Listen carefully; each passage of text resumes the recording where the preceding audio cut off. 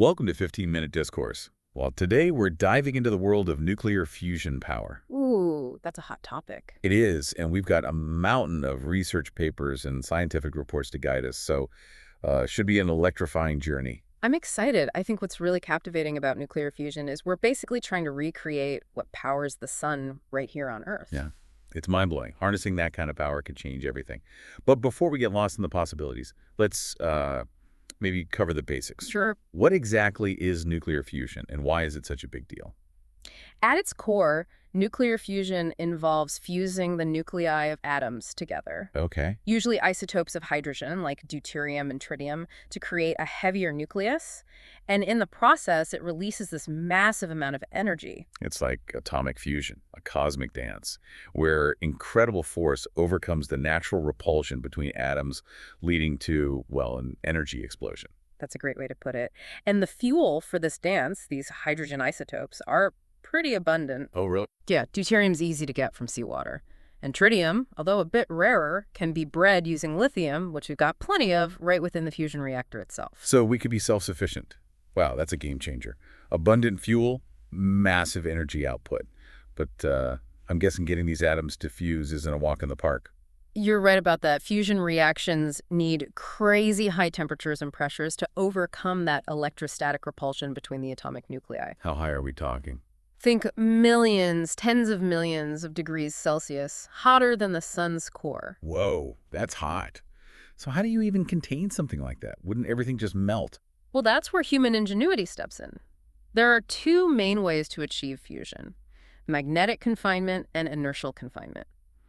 Let's start with magnetic confinement, specifically a device called a tokamak. Tokamak, I've heard that before. They're those donut-shaped things. In a tokamak, you use powerful magnetic fields to create an invisible cage, essentially, that holds this superheated, electrically charged gas called plasma and prevents it from touching the reactor walls and cooling down. Like a magnetic bottle holding the heart of the fusion reaction. Precisely. But managing those temperatures, creating those powerful magnetic fields, that's got to be an engineering nightmare. It's a challenge for sure. The materials used on tokamaks, especially those facing the plasma, are constantly bombarded by high-energy neutrons released during the fusion reactions. And this bombardment, well, it can cause damage over time, so you need to replace those components regularly. Think of it like the inside of a jet engine. Really extreme conditions. That makes sense. So material science must be really important in fusion research, huh? Absolutely. Scientists are always working on new materials that can handle the intense environment inside a fusion reactor. Things like advanced alloys, ceramics, even composites that can resist neutron damage and minimize leakage of tritium. So it's a constant push to find materials that are tougher and more resilient. Exactly. Okay, well, let's go back to the fusion reactions for a second. You mentioned deuterium-tritium fusion being the most promising right now. Why is that? What makes this reaction so special? Well, it requires the lowest temperatures to achieve fusion, making it the most accessible with our current technology. Makes sense. This reaction produces helium, which is harmless, and a high-energy neutron. Helium, huh? Not just for party balloons anymore. So what happens to these reaction products? How do we actually turn them into usable energy? Okay, so the helium produced actually helps to heat the plasma. Oh, really? Yeah, keeping those fusion reactions going. And the neutrons. They escape the plasma, and we can use them for all sorts of things, including generating electricity and even breeding more tritium. Hold on. You said earlier that tritium isn't easy to find naturally. How do we create more of it? You mentioned breeding. Right, so there's this concept called a breeding blanket. Imagine a lithium-rich blanket surrounding the fusion reactor. When those high-energy neutrons escape, they hit the lithium, and boom, more tritium is produced. A self-sustaining cycle. The reaction fuels itself. That's incredible. But tritium is radioactive, right? So handling it pretty dangerous. You've got a point. Tritium handling is a critical part of fusion research. You need rigorous safety protocols, specific materials, and meticulous engineering to minimize the risks. Well, I think we're just scratching the surface here. There's so much more to uncover: alternative fuels, the economics, the regulations. This is already so enlightening, and I'm eager to hear more. So we've talked about the science, the incredible temperatures, and the amazing magnetic bottles, those tokamaks. But what about actually turning this scientific marvel into a power plant? What are some of the real-world challenges? Yeah, where do we even begin? Well, one of the first things to consider is the economics of fusion power. Building a fusion power plant is a huge, huge undertaking, and the costs are, well, significant. I bet. We're talking cutting-edge technology, complex engineering, and materials that can withstand, basically the sun's heat. So what are the biggest cost drivers? You're exactly right. The complexity of these reactors is a major factor driving up costs. The powerful magnets needed to contain the plasma, for example, are incredibly expensive. Then there's the cooling system, essential for managing all the heat generated during the fusion reaction. And of course, you can't forget the specialized materials needed to survive the harsh environment inside the reactor. So it's not just the reactor itself, it's the whole infrastructure around it. Yeah, exactly. It's a whole ecosystem of supporting infrastructure and special components, and I'm sure the maintenance costs are pretty hefty too. Yeah, you're operating in such extreme conditions, things are bound to wear out, right? Absolutely. The materials facing the plasma, they're constantly bombarded with high energy neutrons, and that leads to, well, wear and tear. They need to be replaced regularly. So how often are we talking about? Well, that's a key factor in determining if fusion power can be economically viable. How much time can a plant actually operate? It's like owning a high performance race car, expensive to buy, expensive to maintain. Yeah, I get it. So for fusion power to compete, we need to find ways to keep those costs down and make sure those plants are running as much as possible. That's the goal. Researchers are working on developing new materials and designs that can really handle those conditions inside the reactor. Longer lifespan, fewer replacements. That's where material science and advanced manufacturing come in. It sounds like a constant balancing act, pushing the limits of what's scientifically possible while also finding solutions that are practical and affordable. It is, for sure. But there's another big piece to consider, the whole regulatory landscape. Yes, the regulations. Fusion power is still pretty new, and it's vital to establish clear safety standards, waste management protocols, and licensing procedures to make sure it's developed responsibly. Public safety and environmental protection are crucial. Right, absolutely. It's about finding that balance again, making sure fusion power is safe and responsible without holding back progress and innovation. Exactly. There are a lot of discussions happening about how to regulate fusion power, both within individual countries and internationally. It's a global issue, right? It is. Fusion has the potential to be a game changer, and it's important that we get the regulations right from the start.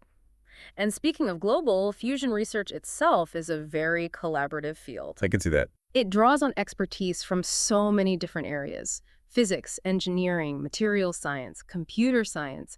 No single country has all the answers.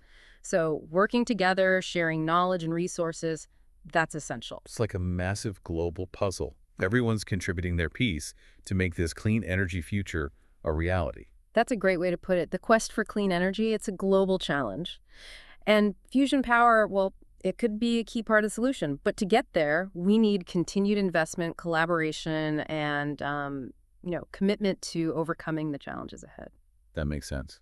So what are some of the key areas of focus for fusion research in the future? Where are the next big breakthroughs likely to come from? Well, one area of intense research is in developing even better magnets. They're at the heart of magnetic confinement fusion, and how well they perform directly impacts the efficiency and cost of those fusion reactors.